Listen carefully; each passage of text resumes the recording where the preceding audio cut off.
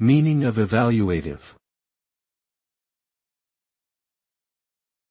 Evaluative.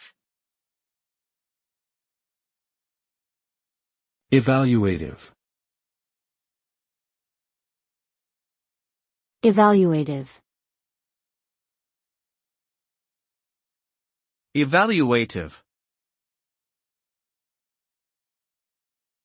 The term evaluative refers to the process of making judgments or assessments about something based on a set of criteria or standards. It involves forming an opinion or providing feedback based on observations, analysis, and comparison with established benchmarks. Evaluative results can vary depending on the criteria used and the context in which they are applied.